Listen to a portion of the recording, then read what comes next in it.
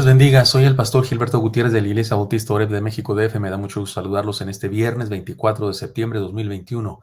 Señales de vida en nuestra serie, estamos en el devocional número 28. Señal para vivir en medio de las tormentas de la vida.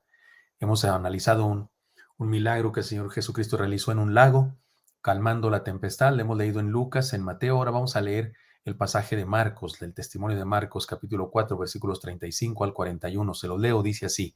Aquel día, cuando llegó la noche, les dijo: pasemos al otro lado, y despidiendo a la multitud, le tomaron como estaba en la barca, y había también con él otras barcas.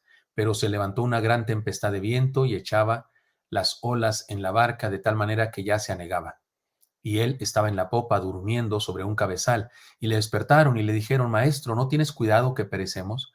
Y levantándose reprendió al viento y dijo al mar: Calla, enmudece. Y cesó el viento, y se hizo grande bonanza. Y le dijo: ¿Por qué estáis así amedrentados? ¿Cómo no tenéis fe? Entonces temieron con gran temor, y se decían el uno al otro: ¿Quién es este que aun el viento y el mar le obedecen? Esto es el Evangelio de Marcos, capítulo 4, versículos 35 al 41. Era de noche, después de un día de arduo trabajo. Esto nos ayuda a entender un poco el hecho de que el Señor estuviera dormido en medio de la tempestad. Lo que sí no entendemos del todo es que ellos lo despertaran con una especie de queja antes de ir, perdón, con una especie de queja cuando, insisto, como dijimos ayer, los expertos en el mar eran ellos, no el Señor Jesús. Pero, como también dijimos ayer, seguramente habla de la gran confianza que ya habían depositado en él. Antes de ir a la enseñanza de hoy, recordemos esto. Podemos decir tres cosas respecto a las pruebas, que son inevitables, son parte de la vida, son naturales, que son necesarias, nos ayudan a crecer, a fortalecernos. Es como el ejercicio, ¿no? El ejercicio es hacer fuerza, levantar pesos que son ahí de a gratis, porque no estamos cargando ninguna cosa para llevar a nuestra casa, sino pesos ahí del gimnasio, pero esa posición justamente para mover los músculos es la que nos hace más fuertes. Y también, en tercer lugar, las pruebas, las tormentas, las dificultades de la vida son métodos de enseñanza para nuestra fe. Dios las utiliza para hacernos mejores y para convertirnos en aquellos seres humanos que Él desea que seamos. Entonces, las pruebas o las tormentas son inevitables, son necesarias y son métodos de enseñanza. Recordemos las enseñanzas anteriores. Una tormenta nos recuerda que Dios confía en nosotros. Una tormenta nos hace entender la relación que existe entre la fe en el interior de nuestra vida y las experiencias externas de la vida. Tal es nuestra fe, tal es nuestra reacción ante los turbiones de la vida, dijimos. Y aquí la enseñanza de hoy y la última, basada en estos tres pasajes que son la misma historia, pero contada por tres evangelistas diferentes. Una tormenta nos desafía a ubicar nuestra fe, a ubicar nuestra fe. En el Evangelio de Lucas, que leímos antes en el primer devocional de este milagro, dice que les hizo una pregunta. Luego Mateo y Marcos lo dicen de diferente manera, pero Lucas dice que les hizo una pregunta: ¿dónde está vuestra fe? ¿Dónde está vuestra fe? O sea, les preguntó con sinceridad, porque ellos necesitaban encontrar su fe, o sea, se les había perdido. ¿Sí trajeron la fe? Como diciendo, ¿sí trajeron la fe? ¿O dónde dejaron la fe? ¿O dónde la tienen? Que no la usan en el momento que más lo necesitan. Algo así, ¿no? Es la pregunta: ¿dónde está vuestra fe? Los desafió a probar su disposición para confiar. Digamos que les hizo un examen práctico. A ver, ¿qué pasó aquí? Hay una tormenta, yo estoy dormido, van y me despiertan, ustedes están aquí espantadísimos, son hombres viejos lobos de mar, son pescadores, son navegantes, saben manejar los barcos, eso hacen desde niños, pero están aquí temiendo por sus vidas. ¿Qué es lo que está pasando? Les hizo un examen práctico, les ayudó a crecer en el discipulado. Me parece que esto es muy semejante, es muy fácil hacer una parábola de esta historia real. Es una historia real, es algo que aconteció, pero es muy fácil hacerlo una parábola con nuestra vida y con las circunstancias difíciles que enfrentamos. Posiblemente usted sí tiene un barco y tal vez sí navega en el mar y ha experimentado tormentas, pero posiblemente no, está muy lejos de una experiencia como esa, como es mi caso, y resulta que no hemos navegado así en un mar realmente con agua y esas cosas, pero es bien fácil entender que dificultades de la vida, como enfermedades, como situaciones matrimoniales, situaciones con nuestros hijos, cuestiones económicas, el trabajo, cuestiones del alma, se parecen mucho a esto, es decir, son historias paralelas.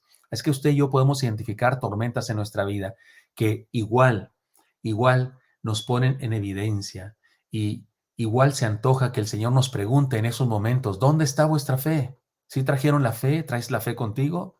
¿Ya viste dónde está tu fe? ¿La guardaste y no la encuentras? ¿O qué pasa? Entonces, conviene que también nos ubiquemos en eso y que pensemos en el Señor también preguntándonos a nosotros. Y entonces me parece que encontramos una lección tremenda en esta historia. Tomemos una decisión respecto al objeto de nuestra fe. ¿Dónde está vuestra fe? Es una pregunta que hay que contestarle al Señor. ¿En quién o en qué depositamos nuestra confianza? Ese es el asunto, esa es la pregunta. Hermanos míos, hermanos y amigos míos, la fe siempre es un desafío a decidir. Esto es algo que caracteriza a la fe, es un desafío a decidir. La fe siempre es la resolución de una disyuntiva. Podríamos pensar que tiene que ver con creer o no creer, pero fíjese que no. Más bien la disyuntiva que tiene que ver con la fe es creer en esto o en aquello. Porque los seres humanos regularmente ejercemos nuestra confianza. Por ejemplo, cuando nos dicen, ten confianza en ti mismo, o ten confianza en mí, nos dice alguien, o ten confianza en el gobierno, o ten confianza en el tiempo. Hay gente que dice, va, el tiempo todo lo sana, entonces hay que poner la confianza en el tiempo. Entonces, la fe siempre es la resolución de una disyuntiva que tiene que ver con en qué creer, como aquel juego que hacíamos de niños, ¿no? ¿Con quién te vas, con melón o con sandía? La fe es la respuesta a la pregunta, ¿dónde estoy parado? ¿Dónde estoy parado? De eso depende nuestra reacción en medio de una tormenta. Cuando Jesús les pregunta entonces a sus discípulos, ¿dónde está vuestra fe? Está guiándoles a eso. Y no es un reproche o un regaño, que tremendos ustedes, cabezones, que no tienen fe, que no, más bien los está guiando. ¿Dónde está vuestra fe? Como para decirles, a ver, pónganla ahí la fe. Como cuando un papá o un maestro le dice a su hijo, a ver, dos y dos, y le dice, no, y a ver, súmalos, a ver, pon dos dedos. Sí, le está guiando el Señor a encontrarse, a ubicar su fe, a hallar su fe. La fe es una elección radical, la más radical elección que hay en el mundo. Se parece mucho a lo que hizo Josué con el pueblo, cuando Josué ya era muy viejo, estaba por morir y estaba preocupado, por supuesto, por el pueblo y qué iban a creer y qué iban a hacer. Y miren lo que les dijo, lo recuerdan, es un pasaje famosísimo, por supuesto, Josué 24:15, y les dijo así, y si mal os parece, servid a Jehová, escogeos hoy a quién sirváis. Si a los dioses a quienes sirvieron vuestros padres cuando estuvieron al otro lado del río, o a los dioses de los amorreos en cuya tierra habitáis, pero yo y mi casa serviremos a Jehová. Es un desafío a resolver la fe, a resolver la disyuntiva de la fe. ¿En quién van a creer ustedes? ¿En los dioses de donde venimos, de Egipto? ¿O en los dioses que encontramos aquí, de los pueblos idólatras, de esta tierra que estamos poseyendo? Y le está dando esas dos opciones, que era la misma, por cierto, idolatría. Pero luego él dice, y al decir su testimonio personal de lo que él escoge, en realidad está guiándoles a escoger eso. Le dice, pero yo y mi casa serviremos a Jehová. Mi familia y yo ya escogimos y escogimos a Dios. Escogimos poner nuestra confianza en Dios. Nosotros ya encontramos nuestra fe. Es Dios, es Jehová. Ya sabemos dónde está nuestra fe, ya sabemos dónde estamos parados. Creeremos en Dios. Es lo que está haciendo el Señor Jesucristo. ¿En qué van a creer? ¿En qué van a creer? Es evidente que dejaron de creer en sus habilidades de marineros. Es evidente que dejaron de creer en su barca porque se está hundiendo. Pero entonces, ¿en qué van a creer ahora? ¿En qué van a escoger? Y bueno, me parece que hicieron bien en despertar al Señor. Me parece que hicieron bien en ir a buscarlo, a pese a que ellos eran expertos navegantes y el Señor era un carpintero de tierra firme. No era un carpintero del mar, no era un trabajador del mar, sino un trabajador de tierra firme. Sin embargo, fueron a Él. Habían hecho bien, me parece, y el Señor Jesucristo. Sencillamente la pregunta radica en que tenían miedo, en que estaban espantados, y hubiera sido bueno que lo buscaran en confianza. Hermanos míos, aceptemos las dificultades como oportunidades para mostrar nuestra fe, para encontrar nuestra fe. Se dice, ¿no? En el mundo que hay circunstancias de la vida en las que podemos demostrar de qué estamos hechos. Pues en este caso podemos demostrar en qué creemos, en qué tenemos nuestra fe. Aceptemos las dificultades como oportunidades para mostrar nuestra fe. Un gigante es una oportunidad para hacer algo heroico con la ayuda de Dios, como lo hizo David, un jovencito, entre 15 y 17 años debió tener. Un gigante es la oportunidad para hacer algo heroico con la ayuda de Dios.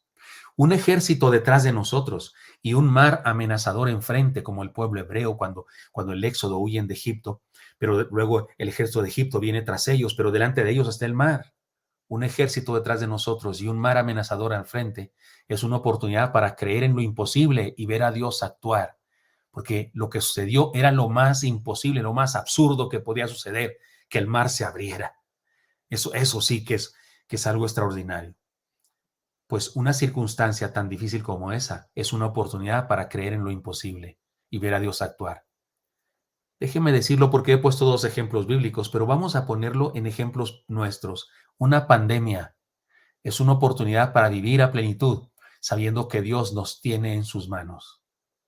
No huyamos de las tormentas, hermanos y amigos. Mejor aprovechemos la oportunidad para crecer, para creer, para encontrar nosotros mismos, para nuestro propio beneficio y para nuestra propia respuesta, para encontrar nuestra fe, para encontrar en dónde la tenemos puesta. Seamos discípulos creyendo y creciendo cada día. Porque las pruebas, las tormentas tienen propósito. Finalmente les cuento algo. Aprendamos la lección. Donde Él está, hay paz. Donde Él está, hay paz. Se llenaron de temor reverente. Eso significa que lo alabaron, que reconocieron su grandeza, se sorprendieron de la naturaleza del Señor, conocieron al Señor por experiencia personal. Ahora no era cuestión de teoría, sino lo experimentaron. ¿Quién es este que aún el viento y el mar le obedecen? Descubrieron algo más del Señor. Descubrieron su poder y autoridad sobre los elementos. Seamos creyentes y no solo simpatizantes de la fe. Seamos discípulos y no solo creyentes religiosos. Experimentemos la fe cada día y no solo aprendamos historias de la fe de otros. Naveguemos en paz por la presencia del Señor a pesar de las tormentas, porque en donde Él está, si Él está en nuestra barca, hay paz. De hecho, la pregunta clásica, perdón, la pregunta fundamental no es de qué tamaño es la tormenta ni a cuánto giran sus vientos. La pregunta es, ¿está con nosotros el Señor? Porque si está con nosotros, vamos adelante. Si no está con nosotros, sí estamos en problemas serios, no importa que la tormenta sea leve. Pero si Él está con nosotros, ya la hicimos, como dicen acá, como decimos acá en México. Termino con lo siguiente. Un agricultor pidió a Dios el poder de controlar la naturaleza. Señor, yo quiero controlar la naturaleza. Y Dios le dijo, adelante, te doy el poder de controlar la naturaleza. Después de sembrar su tierra, este hombre que tenía el control de la naturaleza ordenó la lluvia. Luego ordenó el sol. Otra vez ordenó lluvia y otra vez el sol, esperando tener un resultado extraordinario. Cuando llegó el tiempo de la cosecha, se dio cuenta que no había nada que recoger, no había cosecha. Y le preguntó a Dios, ¿por qué, Señor? Si me diste el control de la naturaleza, ¿por qué? Y el Señor le respondió, pediste sol y agua, porque era lo que te parecía más adecuado, pero olvidaste pedir una tormenta. La tormenta remueve la tierra, recoge la basura, ahuyenta las aves que se comen los frutos en flor, mata las plagas y permite a las plantas fortalecerse en el vaivén de los vientos. Si pides solo lo que te gusta, jamás obtendrás resultados de tu esfuerzo. Hermanos míos, no busquemos tormentas, ellas vienen solas, pero aprendamos de ellas. Crezcamos, seamos mejores y vivamos como los discípulos que el Señor anhela que seamos. Veamos las señales de vida en medio de las tormentas y sigamos adelante. Señor, pongo en tus manos a mis hermanos. Bendícenos a todos.